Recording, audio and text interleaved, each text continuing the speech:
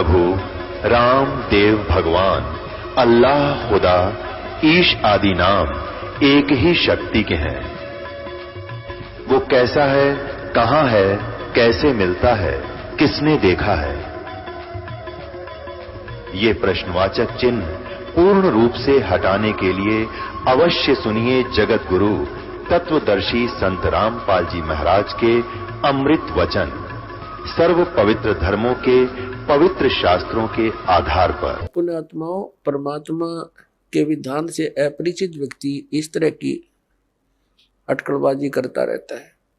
तो इन सब प्रमाणों से हमें सिद्ध होगा कि गुरु कैसा होना चाहिए, शिष्य के क्या लक्षण होने चाहिए, कैसे उसमें गुण होने चाहिए और गुरु जी के अंदर कैसे लक्षण होने चाहिए।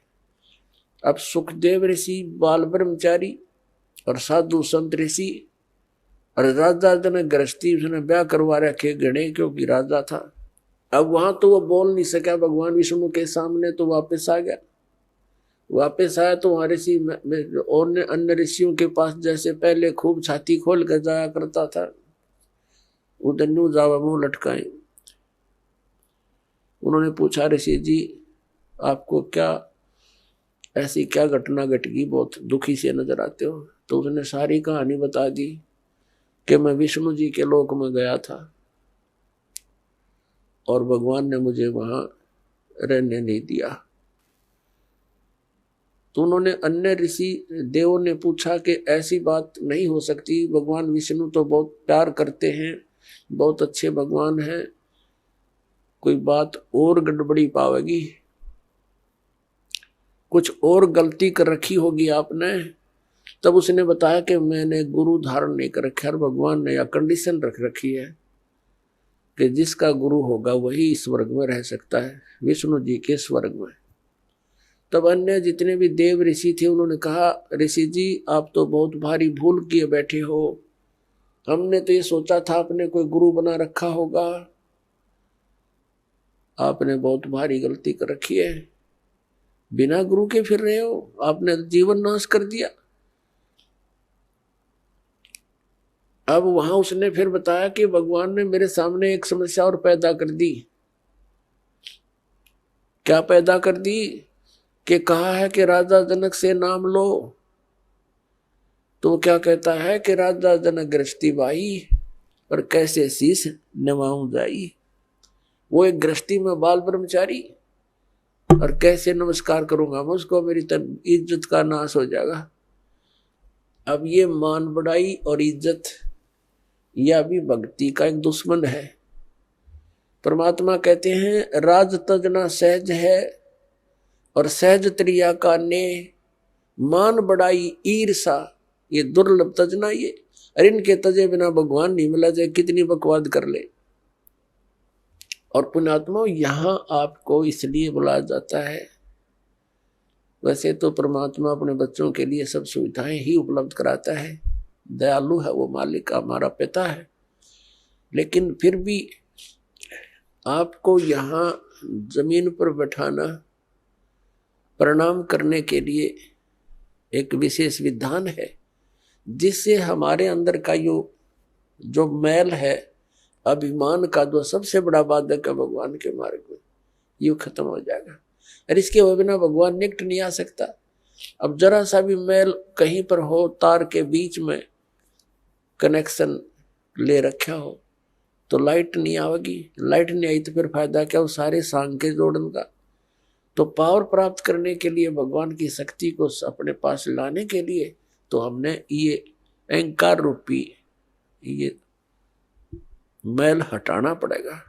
तो सबने कहा कि ऋषि जी जुल्म कर दिया आपने, तो बहुत गलती कर रखी है।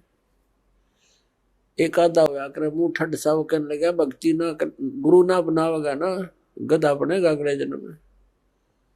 अब उसने जब यह बात सुनी, क्योंकि पुण्यकर्मी प्राणी तो होते ही हैं ये, लेकिन अज्ञान के कारण ये अपने अपने अटकल मारते रहते हैं। जब इनको ज्ञान होता है तो तुरंत त्याग देते हैं उन बकवादों को। एकदम उसके झटका लगा, उसको अपना पिछले जन्मों की काफी वह कहते हैं ना बैकग्राउंड देखी, पिछले जन्मों के अपने दुख उसके सामने घूमने लगे। उसको क्या हुआ कि जैसे उसको याद आया, उसकी दिव्य दृष्टि वो चालू होगी अंदर की, जितनी उसकी रेंज थी। अब क्या देखा सुखदेव ऋषि ने कि एक बार वो गधा बना हुआ है, गधे की योनि भोग रहा है। कुम्हार ने उसके ऊपर अच्छा बोरे में खूब नीचे से पक्की कच्ची ईंटें डालता है और ले जाता पजावे पर, पजावा होता है जहां पर है। अगले सीजन में उस राख के ऊपर ही वो दोबारा लगा देता है, क्योंकि उस राख को कहाँ डाल के आए और सथार नहीं। नेक्स्ट सीजन में फिर उसके ऊपर ही लगा देता, वह राख नीचे बढ़ते बढ़ते बहुत बड़ा वो पहाड़ नुमा हो जाता है, फिर उसके ऊपर लगाना शुरू कर देता है। तो उसके ऊपर गधे से नीचे से कच्ची ईंटें ले जाता है ऐसे ऐसे, और वहां कच्ची ईंटें उतार देता है। वो उसके थैले से कमर पर लाद रखा होता है और वहां तुरंत पक्की ईंटें भर देता है और फिर मार कर लठ नीचे चलता कर देता है। यानी नीचे से भी लद्या जा, ऊपर से भी लद्या आवे। कहते हैं मैं अंधा हो गया, 2-3 वर्ष ऐसे कठिन काम भी लिया मेरे से, मेरे मालिक ने। अंधा हो गया तो मुझे त्याग दिया, जंगल में छोड़ दिया। मैं चलता, एक पगडंडी सी पकड़ दी मैंने, उस पर चलता चलता जा रहा था। आगे कोई नाला था, एकदम नाले में अगले पैर टिके, वापस आने में असमर्थ रहा। आगे जाने की मैं भलाई समझी, छलांग लगाई। वो ऐसा नाला था कि मैं फिट हो गया उसमें। आगे मुंह टेक गया, पीछे तो पीठ हट गई, पैर लटक गए। और उस रास्ते पर इक्का दुक्का कोई व्यक्ति आता था, जंगल में, गांव से दूर था। तो जो व्यक्ति कोई इक्का दुक्का आवे, मुझे निकालने का प्रयत्न नहीं किया, मेरे ऊपर कमर पर पैर रखकर पार हो जा, पुली बना ली मेरी। हफ्ते 10 दिन तक भुगत कर मेरा जीवन पूरा हुआ। अब वो ऋषि कहने लगे, फिर अब क्या देखना चाहता है तू? ये तो हालत जब है जब तूने आंखों देख ली, फिर तू नखरे कर रहा है। तो उसकी जो बुद्धि के सुकड़ू ढीले हो रहे थे वो टाइट हो गए 1 मिनट में, और चल पड़ा वहां से। फिर आ गया अपने पिता व्यास जी के पास।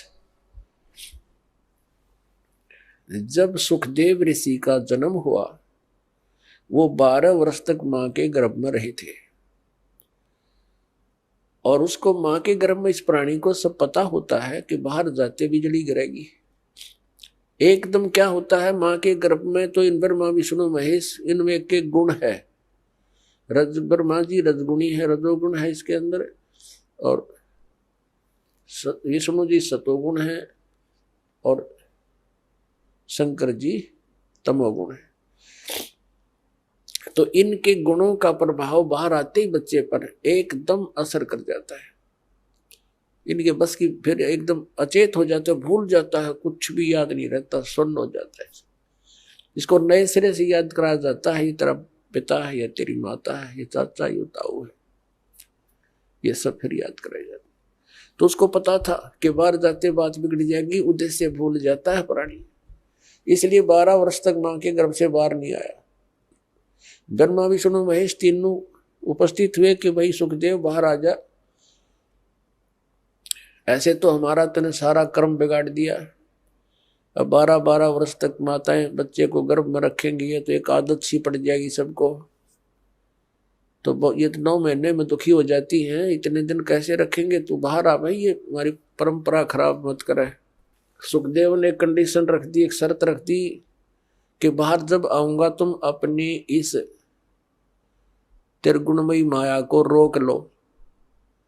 ये कहने लगे, भाई देखो हम इसको रोकने में इतने सक्षम नहीं है, हम रोक नहीं सकते, लेकिन सेकंड के भी कुछ अंश के लिए हम अपना कुछ कंट्रोल कर सकते हैं ना, ये प्रवाह हमसे नहीं रुकता। सुखदेव ऋषि ने कहा कि तुम एक बार रोक दो थोड़ी सी देर। तो कहते सेकंड के भी कुछ अंश में ही वो रोक पाए थे, तभी वो मां के गर्भ से बाहर आ गया। और उसको चेतना रही कि भक्ति ना करने से ये जीव व्यर्थ हो जाता, जीवन नष्ट हो जाता है। उसको ये आभास हो गया कि ये तो माँ के गर्भ में ये याद रहती है कि मनुष्य जीवन परमात्मा प्राप्ति के लिए प्राप्त होता है। अब उसने सारा कुछ कर लिया। माँ के गर्भ से बाहर आते ही अपनी और नाल को, जो सुंडी से लटकी होती है, माँ की नाभि से कनेक्शन होता, जेर सी, उसने अपने कंधे पर डाल गए और उठकर चल पड़ा। व्यास जी ने आवाज लगाई, अरे पुत्र, मेरे बेटा कहाँ चले। अपने आत्मा पुत्र का मोह बहुत खतरनाक होता है, बहुत प्रबल होता है।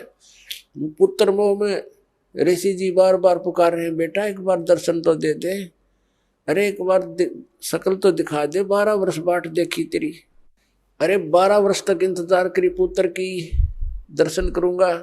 ये पीछे से बात कर रहा है चलता चलता कि ऋषि जी, ना जाने कितनी बार तू मेरा बाप बन लिया, ना जाने कितनी बार मैं तेरा बाप बन लिया। ये तो बुरी बीमारी है, मुझे इसमें मत फंसा। और यहाँ कबीर साहब ने कहा, उसने क्या कहा, ऋषि जी ने, सुखदेव ऋषि ने क्या कहा कि एक लेवा एक देवा दूतम, और कोई किसी का पिता नहीं पूतम। ये तो ऋण संबंध जुड़ा एक ठाठा, अंत में सब 12 बाटा। ये तो एक दूसरे का लेन देन उलझ रहा है, कोई किसी का बाप नहीं, कोई किसी का पुत्र नहीं। जिस जिसके जितने संस्कार वो अपने पूरे करके यहाँ से चले जाएंगे, फिर कोई गधा बनेगा, कोई कुत्ता बनेगा, कोई मनुष्य बन जाएगा। ये फिर परिवार ऐसा नहीं होगा। और इसका उद्देश्य भक्ति करने का है। और मैं तेरे दर्शन करूं नहीं पिताजी, मेरे मोह जाग गया तो मैं फिर भक्ति से वंचित हो जाऊंगा। यूं कहकर आकाश में उड़ गया। जब तो वो चला गया, उसके बाद फिर आया, जब युवा हो लिया, फिर वापस आया अपने पिताजी के पास के बड़े विद्वान पुरुष हैं, उनसे सलाह लेता हूं। व्यास जी ने कहा, आ गया पुत्र? क्या आ गया पिताजी? अच्छा बेटा, बड़ा कोई बात नहीं, अब आ गया। सुबह का बोला, शाम को आ जाए तो कोई दिक्कत नहीं, आ जाओ मेरे पास रहो बेटा। तब उसने कहा, सुखदेव ऋषि ने कहा कि पिताजी, मेरे सामने एक समस्या खड़ी होगी, एक प्रॉब्लम भारी है। सारी कहानी बताई, मैं ऐसे ऐसे विष्णु जी के लोक में गया था, उन्होंने वहां रहने से मना कर दिया क्योंकि मैंने गुरु नहीं बना रखा। पुण्यात्माओं, जो परमात्मा के विधान से परिचित प्राणी होते हैं, वो एक का सुर में बोला करते हैं।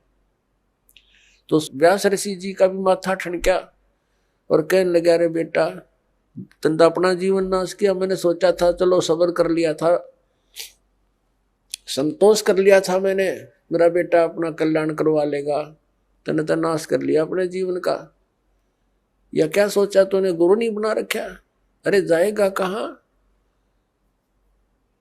तो फिर उसने अपनी वो दूसरी प्रॉब्लम बताई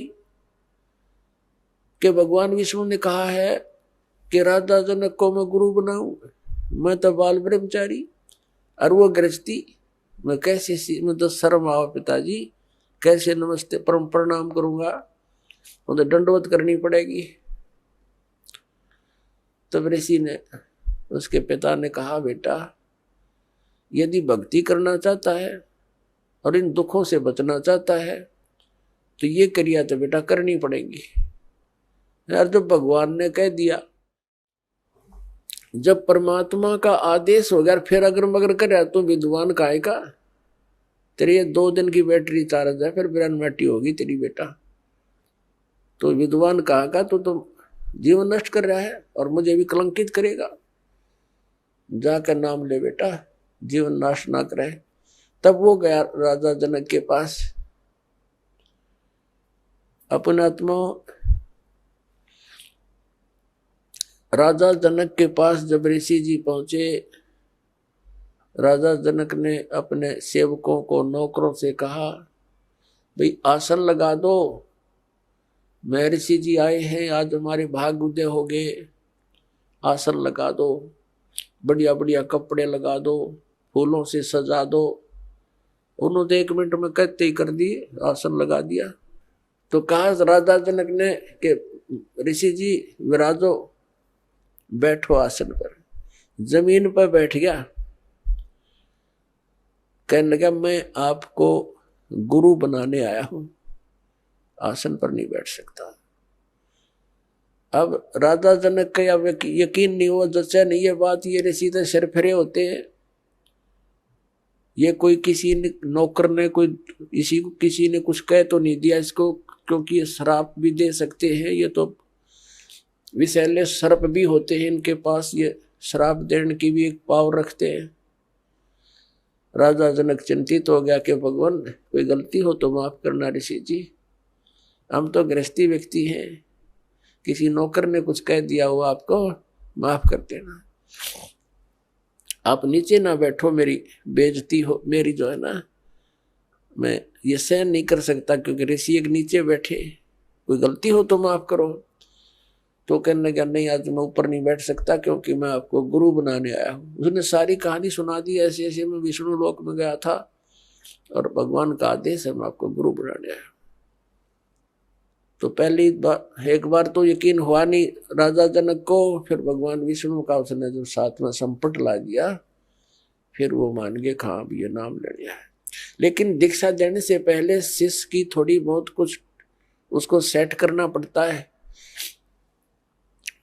जैसे अब दास आपको ज्ञान देता है, पूरा विधान बताता है, जो विद्वान जो समझदार भक्त आते हैं, प्रथम बार आते हैं, तो इस ज्ञान से प्रभावित होकर वो इस दास को एक संत मानकर नाम लेते हैं और फिर विश्वास दृढ़ता से उस पर लगते हैं, तो लाभ मिलता है। नाम भी ले लें, विश्वास गुरु पर होता नहीं तो उसको लाभ नहीं हुआ करता। अध्यात्म मार्ग को बच्चों का खेल नहीं है। तो राजा जनक ने कहा जी सुबह नाम दूंगा स्नान करके, आप रात को रेस्ट करो। अब कहने का भाव ये है, राजा जनक ने एक अलग कक्ष में उसकी व्यवस्था कर दी ऋषि जी के रुकने की, और वहां पर एक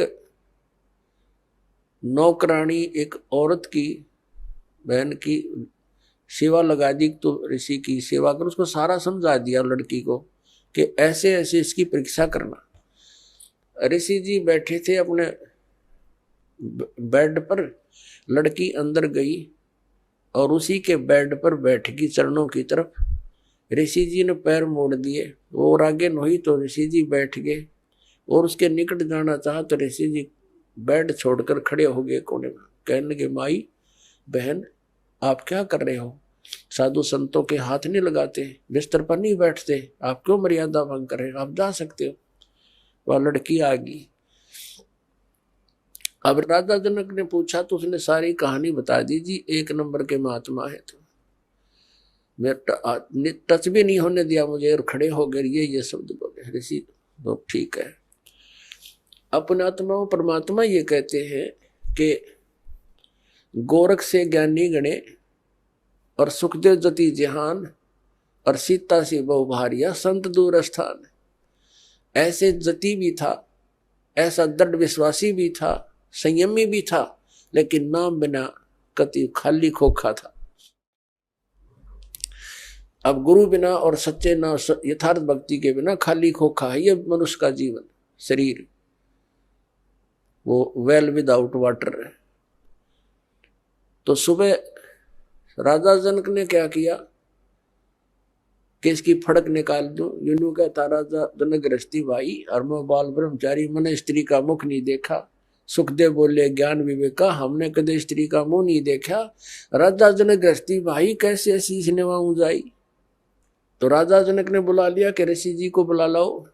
ऋषि जी बैठ गए, नीचे बैठ के, नीचे आसन लगवा दिया जैसा भी उसका, नीचे बैठ गए जमीन पर, कोई दरी दूरी बिछवा दी, और साथ में ही थोड़ी सी दूरी पर नौकरों से कहा राजा जनक ने कि भाई गर्म पानी करो। वो समझा रखे थे कि अच्छा भट्ट बाढ़ दो, इसमें पूरा चूल्हा लगा के ऊपर रख दिया एक कढ़ाई, पानी गर्म करने की कढ़ाई रख दी, और साथ में नहाने के लिए एक पाटड़ा बिछा लिया, जैसे पटड़ी होती है। पहले बड़े बड़े पाटड़े होते थे, पूरा 3x2 का 3x3 का लकड़ी के पटड़े बनाए होते थे। उन पर बैठकर स्नान किया करते थे। राजा जनक ने वहां वो पाटड़ा उस उबलते हुए जल के उस कढ़ाई के साथ में लगवा लिया, और उसकी 10,000 रानियां बताते हैं राजा जनक। उसमें से जो उनकी मुख्य रानी थी, पटरानी बोलते हैं, उससे कहा मुझे स्नान कराओ। अब वो स्नान करने के लिए बैठ गया। उसकी पत्नी उस उबलते हुए जल से उबाल रखा, जैसे गुलगुले उतारा करें, जलेबी उतारा करें जब उबाला करें घी को, तो उस उबलते हुए पानी से लोटा भरे वह पटरानी राजा जनक के चोटी में डाला है, रात से मसला अनुसार। और वो सुखदेव ऋषि न्यू हुआ पाछे ने जलेगा भी हो, वह लोटा गिरा और पाछे ने सरके जल गया। तब राजा जनक ने कहा कि ए बाल ब्रह्मचारी, ए व्यास के बेटा, मैं गृहस्थी हूं और मेरे स्नान करने के बाद जो पानी गटर में जा रहा है, ये नाली में जा रहा, तो इसमें उंगली दे दे बेटा, तब जानूंगा तो किसा बाल ब्रह्मचारी है। न बोला मैं ना दूं, आज जल जा मेरा तय। राजा बिहंस देई तब तारी, और हमें स्नान करावे नारी। ए ब्रह्मचारी, तेरे तो नारी अच्छी या लड़की जो सत्य नाम इस सही मंत्र के जाप से इसका शरीर ऐसा सॉलिड हो चुका है, और आप भटक रहे हो, धक्के खा रहे हो। चरण पकड़ दिए बाल ब्रह्मचारी, एकदम कति नतमस्तक हो गया।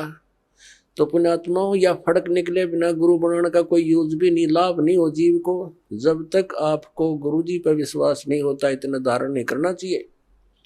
फिर अग्रम अग्रम करते हो तो भक्ति खंड हो जाती है। तो उस दिन के बाद राजा जनक के प्रति उसकी पूरी श्रद्धा होगी। उसने सिर्फ ये चमत्कार देख कर गुरु पर विश्वास हो गया। विश्वास कर केवल इन चमत्कारों से नहीं, वो तो पुरानी कथाएं हैं, जैसा उनको लाभ हुआ, कितना लाभ हुआ। राजा जनक से उपदेश लेने के बाद सुखदेव ऋषि स्वर्ग में गया, बस विष्णु लोक में विराजमान है, और पुण्य खत्म होते फिर यहां धक्के खाओगा। तो इस ज्ञान को आधार बनाकर गुरु बनाना है और भक्ति करनी, अपना कल्याण करवाना है। बोलो सतगुरुदेव। परम पिता परमात्मा पूर्ण ब्रह्म सारी सृष्टि के रचनहार कबीर परमेश्वर जी की असीम रजा से आप जी सत्संग सुनने के लिए उपस्थित हुए। जिन पुण्यात्माओं के विशेष पुण्यक्रम उनके साथ होते हैं, वही प्राणी सत्संग प्राप्त करते हैं। परमात्मा कबीर परमेश्वर जी, ये हम सभी आत्माओं के जनक हैं, ये पिता हैं हमारे, और हम अपनी गलती के कारण इस काल के जाल में फंस गए। अब यहां पर कोई प्राणी सुखी नहीं है, यहां तक कि स्वर्गलोक के देवताओं को भी चैन नहीं है।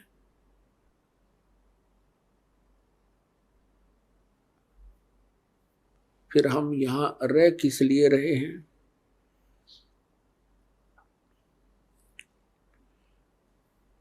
ये हमें भी मालूम नहीं था। हमने इस जन्म और मृत्यु को और संतानों उत्पत्ति और परवरिश को, इनके पालन लालन को, विवाह को, बस इसी काम को अंतिम मान रखा था कि हमारा इतना ही कर्तव्य है, ये पूरा होने के बाद हमारी भले ही मृत्यु हो जाए। अब परमात्मा ने आकर के ज्ञान दिया है, आग गए ना बावड़े रहते भी सब जाही, बिन साहेब की बंदगी कहीं ठोड़ ठिकाना नहीं। पहले चले गए, उन्होंने तो आकर बताया नहीं, उनकी क्या दशा हुई आगे। और रहते हैं जो शेष बचे हैं वो भी चले जाएंगे, यानी मृत्यु और जन्म होते रहेंगे। बिन साहिब की बंदगी कहीं ठोर ठिकाना ना, परमात्मा की सत्पुरुष की भक्ति के बिना इस जीव को कहीं स्थायी स्थान नहीं प्राप्त होता है। जैसे मनुष्य शरीर के अंदर प्राणी की मृत्यु होनी डेफिनेट है, यहां मृत्यु हुई पुण्य और पाप के आधार से आगे इसको स्थान मिलता है। पुण्यों के आधार से स्वर्ग प्राप्ति होती है। स्वर्ग का समय सीमित होता है, वो उसके पुण्यों पर आधारित होता है। जब स्वर्ग के अंदर उसके पुण्य की पूंजी समाप्त हो जाएगी, उसको कुछ समय पहले ही अलर्ट कर दिया जाता है कि अब तेरा जाने का समय आ चुका है। ये और समस्या है वहां स्वर्ग के देवताओं की, स्वर्ग के वासियों की। वासियों को उनको पहले पता लग जाता है तुम्हारी मृत्यु होगी। ये समझ लो उनको फांसी की डेट दे दी जाती है। तो फिर वो प्राणी उस स्वर्ग में रहकर भी नरक महसूस करता है। वहां मृत्यु के उपरांत जबरदस्ती जैसे यहां बाई फोर्स मार दिया जाता है, मृत्यु कर दी जाती है कोई कारण बने, इसी प्रकार स्वर्ग में भी समय पूरा होते ही वहां से बाई फोर्स निकाल दिया जाएगा, बलपूर्वक। फिर नरक में डाला जाएगा। नरक का समय पूरा होते ही वहां से बलपूर्वक बाहर फेंक दिया जाएगा। तो पुण्यात्मा, यहां पृथ्वी लोक पर मृत्यु हुई, यहां से हुई, चलो चलो स्वर्ग में गए, वहां होगी, चलो चलो। और फिर नरक से भी फिर चलो, गधे की योनि पाई, फिर मृत्यु हुई, चलो कुत्ता बनो, कुत्ते की मृत्यु हुई, चलो सुअर बनो। तो ऐसे, और फिर समय आने पर फिर मनुष्य बनो। तो यहां परमात्मा बताते हैं, आगे गए ना बावड़े, रहते भी सब जाही, बिन साहेब की भक्ति कहीं छोड़ ठिकाना नहीं।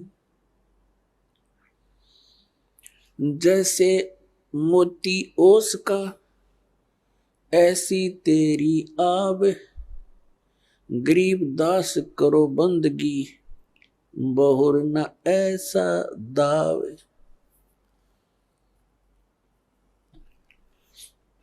अब क्या बताते हैं, आपका मानव शरीर ऐसा है जैसे सुबह सुबह ओस गिरती है घास पर, कांटों पर, पत्तों पर, और सूर्य उदय होते ही 1 घंटे के अंदर उसका नामो निशान नहीं होता। तो यहां बताते हैं परमात्मा, गरीबदास साहिब जी कहते हैं परमात्मा से प्राप्त ज्ञान को, जैसे मोती ओस का ऐसी तेरी आव, तेरी आयु ऐसी है, और गरीबदास कर बंदगी बहुरनी ऐसा दाव। अब दाव कैसा है, मनुष्य शरीर एक दाव लगा हुआ है आपका, और इस दाव को चूक गए फिर बहुत लंबा कार्य प्रारंभ हो जाएगा। 84 लाख योनियों में भ्रम भटक कर कष्ट उठा करके फिर कभी मानव शरीर प्राप्त होगा, तो यही क्रियाएं फिर हम करते रहेंगे। तो पुण्यात्माओं, परमेश्वर ने बताया है, सुखदेव ने 84 भुगती बना पजावे खरवो, तेरी क्या बुनियाद पुरानी तू पेंडा पंथ पकड़वो। सुखदेव जैसे ऋषि ने भी 84 यानी 84 लाख योनियों के कष्ट उठाए और बना पजावे खर, वो खर माने गधा, कुम्हार के पुजावे पर यानी उस किलन पर जहां ईंटें पकाई जाती हैं और जहां पर बर्तन पकाए जाते हैं उसको पुजावा बोलते हैं, पुजावा यहाँ की भाषा। और खर माने गधा। ऐसे ऋषियों की भी ये दुर्गति यहाँ हो रही है तो परमात्मा कहते हैं तेरी क्या बुनियाद प्राणी, तू पेंडा पंथ पकड़े। वो पेंडा माने वो मार्ग, कौन सा मार्ग जिससे ये 84 लाख योनियों की ये बर्मणा, ये कष्ट, जन्म और मृत्यु समाप्त हो जा। उस मार्ग को पकड़, उस ज्ञान को ग्रहण कर। उसके लिए श्रीमद् भगवत गीता अध्याय नंबर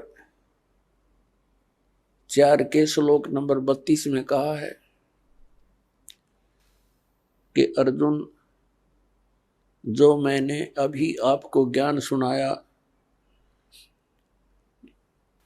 अध्याय नंबर 4 के श्लोक 25 से लेकर 30 तक, जिसमें कहा गया है कि कोई तो देवताओं की पूजा करते हैं और कोई हवन यज्ञ ही करके संतुष्ट है और कोई योग अभ्यास करता है, कोई तीक्ष्ण अहिंसावादी व्रत रखता है, जैसे मुख पर पट्टी बांधकर नंगे पैरों घूमते हैं कि कोई जीव हिंसा ना हो जाए, और कोई स्वाध्याय करते हैं, जैसे कोई गीता जी का पाठ करता है तो कोई वेदों के कुछ श्लोकों का, मंत्रों का डेली स्वाध्याय करता है।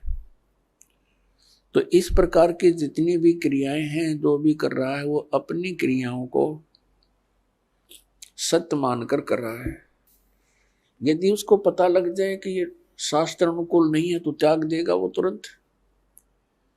इसलिए श्रीमद् भगवत गीता अध्याय नंबर 4 के श्लोक नंबर 32 में कहा कि अर्जुन, इन धार्मिक यज्ञों यानी धार्मिक अनुष्ठानों की जानकारी सच्चिदानंद घनब्रह्म की वाणी में विस्तार के साथ कहा है और उस परमात्मा ने अपने मुख कमल से आकर बोली है। उस सच्चिदानंद घनब्रह्म की वाणी में यज्ञों की जानकारी, यज्ञ माने धार्मिक अनुष्ठानों की, क्रियाओं की जानकारी विस्तार के साथ कही गई है। वो तत्व ज्ञान है। चौथे अध्याय के 33वें श्लोक में कहा कि अर्जुन, इस द्रव्य में यज्ञ की अपेक्षा ज्ञान यज्ञ श्रेष्ठ है। द्रव्य यज्ञ क्या होता है? जैसे देखा देखी कहीं भंडारे कर दिए, गंगा के किनारे कहीं कंबल बांट दिए, कहीं और क्रियाएं जैसे कोई धर्मशाला बनवा दी। अब क्या बताया है कि इस द्रव्य यानी धन से, पैसे से होने वाले जो अनुष्ठान हैं, इनकी अपेक्षा ज्ञान यज्ञ श्रेष्ठ है। तो ज्ञान यज्ञ तत्व ज्ञान यानी सत्संग है। सत्संग वो तत्व ज्ञान है जो सब सदग्रंथों के अनुकूल हो, वो तत्व ज्ञान है। और वो ज्ञान परमात्मा ही आकर देता है। ज्ञान, अध्यात्म, यथार्थ ज्ञान परमात्मा स्वयं ही आकर प्रदान करता है। बाकी तो जीव संज्ञा के प्राणी हैं, जीव संज्ञा में हैं, वो अपने अपने अनुभव अटकल लगाते रहें, लेकिन यथार्थ ज्ञान परमात्मा ही बता सकता है। अपने द्वारा रची हुई सृष्टि को स्वयं ही वो ठीक ठीक विस्तार के साथ बताता है। ऐसा वेदों में प्रमाण है। तो वो तत्व ज्ञान है जो सच्चिदानंद घनब्रह्म यानी पूर्ण परमात्मा कबीर देव ने अपनी कबीर वाणी के अंदर जो ज्ञान बताया है वो तत्व ज्ञान है। गीता ज्ञान दाता चौथे अध्याय के 34वें श्लोक में कहता है कि अर्जुन, उस तत्व ज्ञान को जो सच्चिदानंद घन ब्रह्म की वाणी है, यानी उस परमात्मा द्वारा बताया गया वो तत्व ज्ञान है, उसको तू तत्वदर्शी संतों के पास जाकर समझ। उनको दंडवत प्रणाम करने से, कपट छोड़कर उनकी सेवा करने से वो तत्वदर्शी संत तुझे परमात्म तत्व का ज्ञान कराएंगे। इससे ये सिद्ध हुआ कि गीता ज्ञान दाता भी उस तत्व ज्ञान से अपरिचित है, अन्यथा ये कहने की आवश्यकता नहीं थी कि उस ज्ञान को तू तत्वदर्शी संतों के पास जाकर समझ। जब गीता जी के 18 अध्याय बोले तो एक अध्याय और बता देता जैसे इनको ज्ञान होता था, इसको ज्ञान नहीं। तो पुण्यात्माओं 15वें अध्याय के एक मंत्र में यानी एक श्लोक में गीता जी में उस तत्वदर्शी संत की पहचान बताई है कि उल्टे लटके हुए संसार रूपी वृक्ष को जो संत विस्तार के साथ जानता है,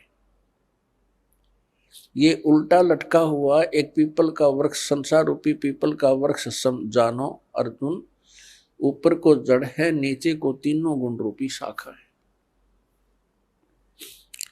और जो संत इस उल्टे लटके हुए संसार रूपी वृक्ष के सभी छंद, सभी विभागों को बता देगा, स वेदवित वह तत्वदर्शी संत है। पुण्यात्माओं, जब तक सत्संग नहीं मिलेगा इस प्राणी को, तब तक ये ऐसे ही इस जन्म और मृत्यु के दीर्घ रोग से ग्रस्त रहेगा। और सत्संग केवल परमात्मा ही बता सकते हैं। वो परमात्मा 600 वर्ष पहले आकर के हमें सत्संग बताया करते थे, ज्ञान दिया करते थे उस अपनी अमृत वाणी से, सच्चिदानंद घन ब्रह्म की वाणी से। तो उस समय हम स्वीकार नहीं कर सके क्योंकि हम अशिक्षित थे। और जो एक ब्राह्मण वर्ग शिक्षा का अधिकारी था, उनकी बुद्धि वहां तक पहुंच नहीं पाई क्योंकि वो काल भगवान से प्रेरित रहे और परमात्मा का विरोध करवा दिया, ये कहकर कि कबीर अशिक्षित है, ये संस्कृत भाषा नहीं जानता है, ये ऊट पटांग बोल रहा है, ये झूठ बोल रहा है। परमात्मा कहा करते थे, गुण तीनों की भक्ति में ये भूल पड़ो संसार, कहें कबीर निज नाम बिना कैसे उतरो पार। तीन देव की जो करते भक्ति, उनकी कदे ना होवे मुक्ति। आज से लगभग 600 वर्ष पहले ये शब्द बोलना कि तीन देवता ब्रह्मा विष्णु महेश जी की जो भक्ति करते हैं उनका कभी मोक्ष नहीं हो सकता।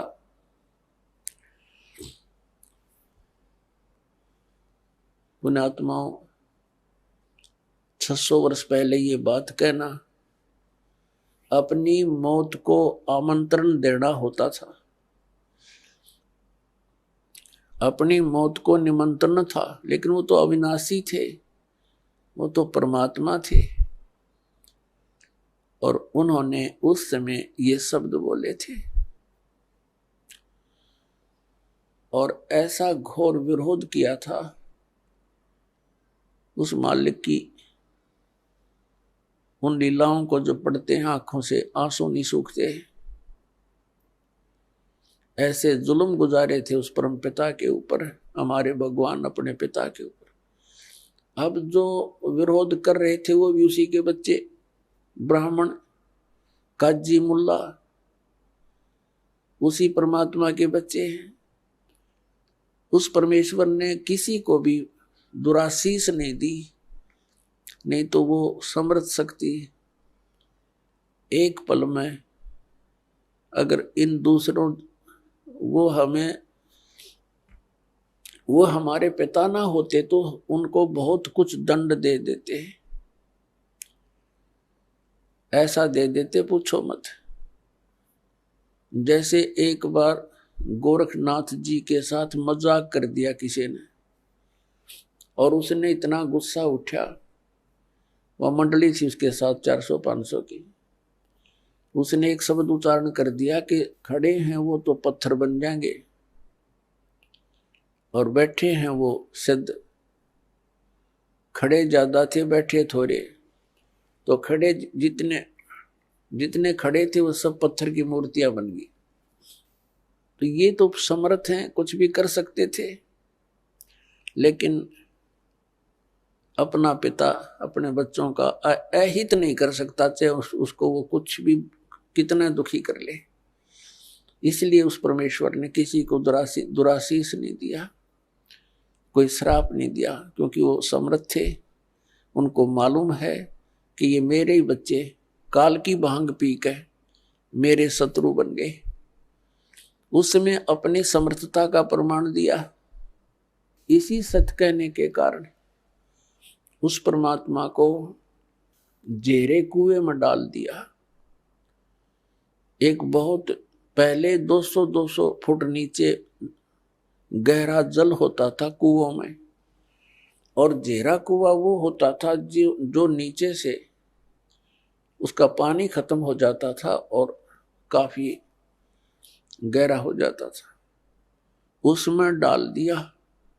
ऊपर से झाड़, बोझड़े, कांटेदार छड़े, कंकर, पत्थर, रेत से भर दिया। एक शेख तकी नाम के एक जलील व्यक्ति ने, वो मुसलमान था, मुसलमान राजा, दिल्ली का बादशाह सिकंदर लोदी था, और शेख तकी उसका धार्मिक पीर था, सिकंदर लोदी राजा का।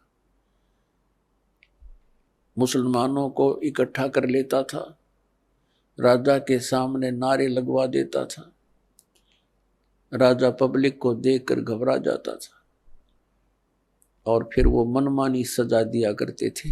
कबीर परमात्मा कुएं में डाल दिया, भर दिया पूरा, और कुछ देर के बाद वो गए सिकंदर लोधी के पास।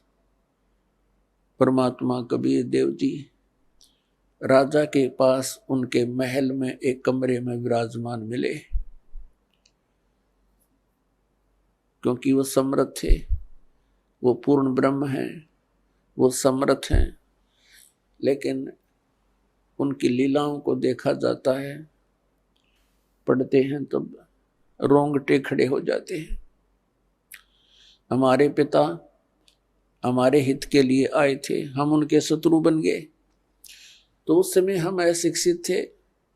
अब परमात्मा ने सबसे पहले ये रजा बख्शी, हमें शिक्षित करवाया। पुण्यात्माओं 5500 वर्ष तो कलयुग बीत गया, और उससे पहले जालिए कितना समय 3 युग गए। केवल एक ब्राह्मण वर्ग ही शिक्षा का अधिकारी था और कोई शिक्षा नहीं ग्रहण करता था, क्योंकि यह शिक्षा अच्छी नहीं है, यह बेईमान बनाती है प्राणी को। ये पाप करने से फिर हिचकता नहीं है व्यक्ति। यह शिक्षा गई ब्राह्मण समाज में। इस शिक्षा को इन्होंने रोजी रोटी का धंधा ही बना लिया, और पाप के भागी बनने लगे। अब शिक्षा आ गई सब समाज में, कितने चतुर बन गए हम भले ही ऊपर से कितने शिष्ट नजर आते हों, सुंदर कपड़े पहन के, बढ़िया कोई ठिकार लेके, अंदर से कति खोखे और खोखले हुए पड़े हम। हमारे विचार वो नहीं रहे जो हमारे दादी और परदादा के हम देखा करते थे। कितनी इंसानियत थी उनके अंदर। अब पुण्यात्माओं, हम जैसे वर्तमान के मानव से भी हमारा पाला पड़ा है। और आज से 55 वर्ष 50 वर्ष पहले जब हम कुछ जानने योग्य हुए, वो समय भी हमने देखा है। उस समय में और आज में दिन और रात का अंतर हो गया। इतनी गिरावट आ गई हमारी मानसिकता के अंदर, हमारे शिष्टाचार के अंदर। इसका कारण ये शिक्षा ही है। आप ऑफिस में जाते हो, किसी भी कार्यालय में, वहां भी इंसान है।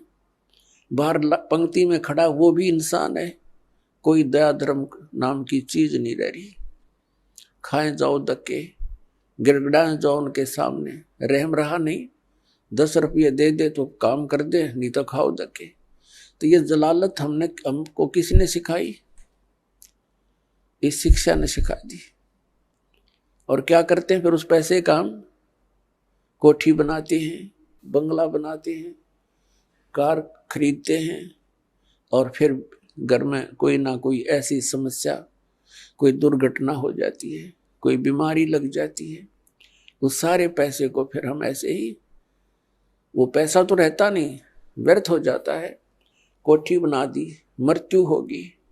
आप गधा बनकर कुम्हार के घर मिट्टी ढो रहा है और कोठी वहां खड़ी है, चाट ले उस कोठी को। तो पुण्यात्मा, इस ज्ञान से हम इस माया से वापस होंगे, क्योंकि ये माया दुश्मन है हमारी। और इस माया का हम प्रयोग कहाँ करते हैं? हमने परंपराएं गलत बना ली। विवाह करते समय पूरा ड्रामा कर बैठते हैं। पता नहीं किस किस प्रकार से हम अपने इन क्रियाओं को, जो एक सिंपल वे से करनी चाहिए थी, हम ड्रामा बना रहे हैं। विवाह करते हैं, लड़के वाला खुशी मनाते हैं, लड़की का विवाह होता है, डीजे बजते हैं। अरे ब्याह 2 बच्चों का होना है और परमात्मा ने कर रखा होता है, क्योंकि संयोग भगवान ही जोड़ के भेजता है, जीव नहीं जोड़ सकता, या भूल है इसकी। तो अपने सिंपल से वे से ब्याह करे, बच्चों का नाता ही तो जोड़ना है, वचन से जुड़ता है। ठीक है भी, हमारे आपका बेटा पसंद है, वो कह दे भी हमारे आपकी लड़की पसंद है, दोनों बच्चों का विवाह मंजूर हुआ ना, हो गया ब्याह। और इसमें कितनी देर लगे थी? अब हमने देखा, समाचार पत्र में पढ़ा, पहले दिन डीजे बजा रहे हैं, लड़के का विवाह था, बहनें भी डांस कर रही है, माँ भी डांस कर रही है, गली में खड़े होकर। और सब कंजर हो गए हम, इंसानियत भूल गए कति। अगले दिन क्या होता है कि विवाह के लिए जा रही थी बारात, रास्ते में दुल्हे वाली कार टकरा गई एक ट्रेल लेते हैं, दूल्हा मर गया, साथ में और बैठे थे 6-7, वो मर गए। पहले दिन तो खुशी मना रहे थे, अगले दिन टक्कर मार कर रो रहे हैं। तो इस काल के लोक में और हम बकवाद करें, इसलिए कर रहे हैं क्योंकि हमने भांग पी रखी है, नशा हो रहा है हमारे। नशा उतर जाएगा जब ये चीज आपने ऐसी दुश्मन दिखाई देंगी जो ड्रामा हम करते हैं। एक समय नानक साहिब जी के पास भक्त कोई व्यक्ति चले गए और कहा, महाराज जी आप ऐसे रहते हो खोए खोए से, आप कभी खुश नजर नहीं आते, आपका चेहरा ऐसा रहता है जैसे महादुखी प्राणी होया करे, और आप तो महापुरुष हो, आपको काहे की टेंशन है। तब नानक साहिब जी ने कहा, भी ना जाने काल की कर डारे, और किस विध ढल जा पासावे, और जिन आते सरते मौत खुड़क दी, उन्होंने केड़ा हासावे। अब ना जाने कब के बिजली गिर जा, 1 सेकंड का भरोसा नहीं, 1 सेकंड का। और हम फिर भी यहां फूले नहीं समाते। तो ये हमारी इस अज्ञान का ही कारण है, और इस भांग जो हमने पी रखी है माया की, इसका प्रभाव है। ये सत्संग से, परमात्मा की भक्ति से ये एंटीबायोटिक है, इस भांग का नशा तार देंगे, उतर जाएगा। ये उतरने के बाद देखना फिर कितना आपका वजन हल्का होगा। आइए अब हम उन श्रद्धालुओं के अनुभव जानते हैं जो जगत गुरु तत्वदर्शी संत रामपाल जी महाराज जी से दीक्षा प्राप्त कर चुके हैं तथा उनके द्वारा बताए गए भक्ति मार्ग पर चल रहे हैं। बहन जी नमस्कार। नमस्कार जी। क्या नाम है जी आपका? रमा शर्मा। कहाँ से आए हैं जी आप? गांव सुनी, जिला शिमला, हिमाचल प्रदेश। संत रामपाल जी महाराज से नाम दीक्षा आपने कब ली? 16 जून 2018। संत रामपाल जी महाराज से नाम दीक्षा लेने से पहले आप क्या भक्ति साधना करते थे? मैं आम भक्ति करती थी जैसे सारे लोग करते। जैसे वैसे तो मैं शिव जी भगवान की भक्ति करती थी और जैसे व्रत वगैरह लेना सारा भक्ति करती थी और पूजा भी सारी करती थी, पर मेरे को उससे कुछ लाभ नहीं हुआ। क्या किसी साधु संत से भी जुड़े हुए थे आप? नहीं जी। संत रामपाल जी महाराज से नाम दीक्षा कैसे ली? कैसे मालूम चला आपको संत रामपाल जी महाराज के बारे में? संत रामपाल जी महाराज के बारे में मुझे मेरी बुआ है उनसे पता चला। उनके घर हम मम्मी के साथ सत्संग पे गए थे, वहाँ मैंने सत्संग सुना और तभी फिर मेरे मन में विचार आया कि मैं भी सत्संग, मतलब वहाँ पे जब लोगों ने बताया कि ऐसे ऐसे लाभ हुए हमारे को, फिर मैं पीजीआई से मेरा इलाज था चला हुआ, फिर उन्होंने बोला कहते आप ही ले लो। फिर मैंने सोचा कि मैं इनके नियम नहीं कर पाऊँगी। फिर उन्होंने बोला कहते आप पहले थोड़े दिन देख लो, अजमा लो, अगर फ़र्क पड़ेगा तभी लेना आपने। फिर मैंने 17 जून को नाम दीक्षा ली।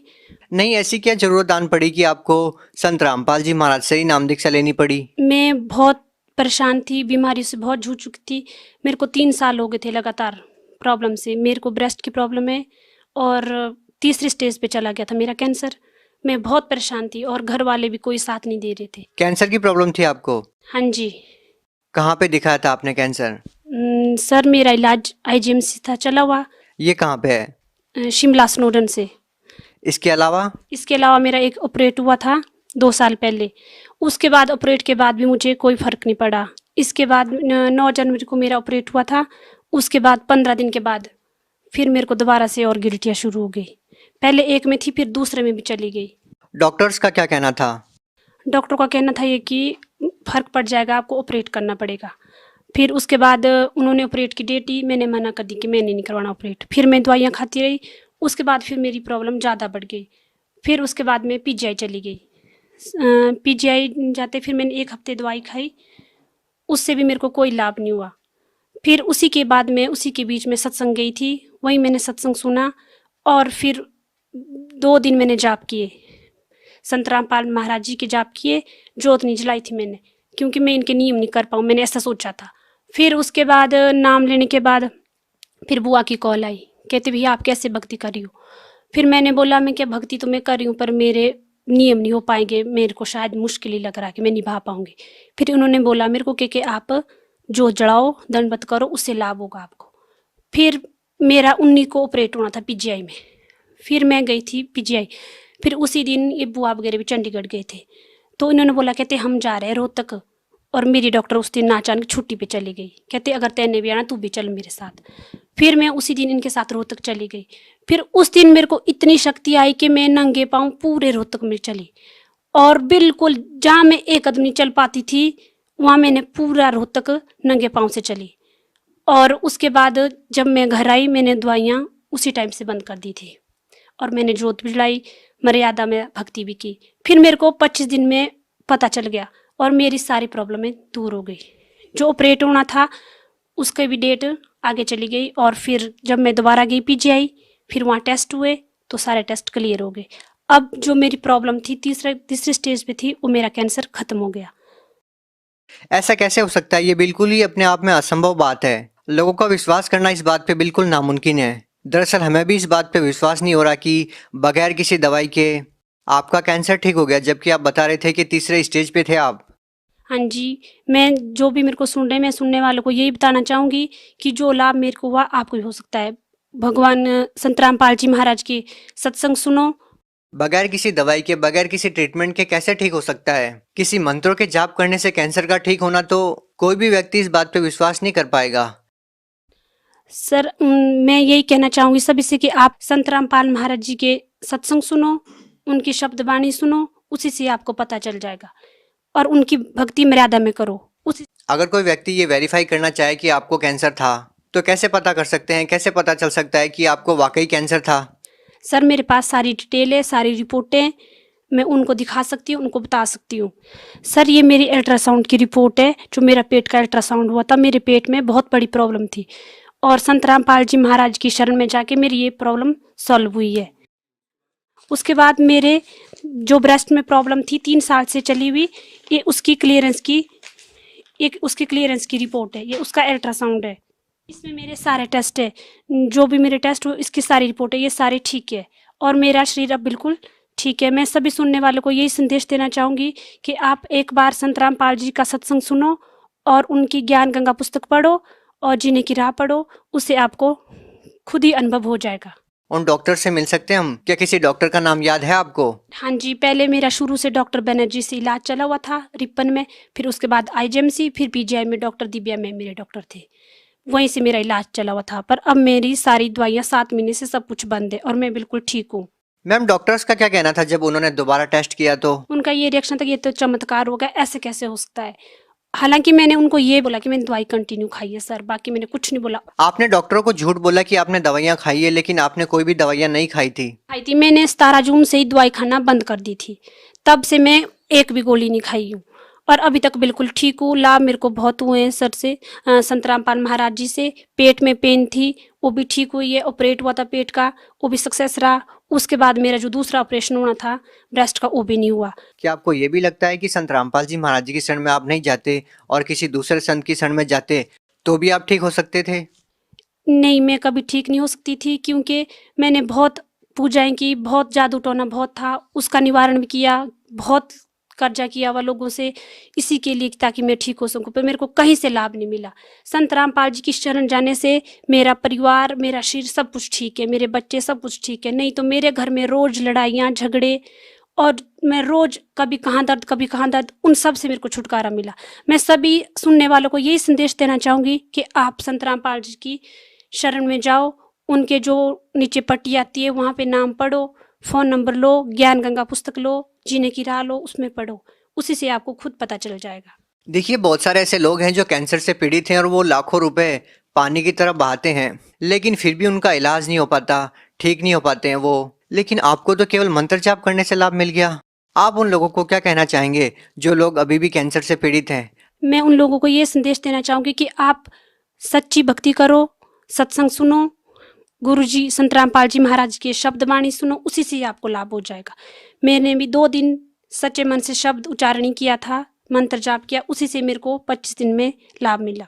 तो लास्ट में हम आपसे पूछना चाहेंगे कि क्या अभी भी आपका संत रामपाल जी महाराज में उतना ही विश्वास है? हाँ जी, वैसा नहीं, उससे ज़्यादा विश्वास है। जब मेरा शरीर पूरी तरह ठीक हो गया, 7 महीने पहले मेरी इतनी स्थिति थी कि मैं 3 महीने लगातार बिस्तर में थी, यहाँ तक कि मैं जॉब भी नहीं जा पाती थी। जब से मैंने नाम दीक्षा ली तब से मैंने जॉब भी ज्वाइन शुरू की दोबारा से, और अपने बच्चों के लिए हर एक तरह से खाना भी नहीं बनता था मेरे से, कुछ भी नहीं होता था। उसके बाद मैं हर एक काम करती हूँ और जॉब भी जाती हूँ। जी धन्यवाद। धन्यवाद सत साहब जी।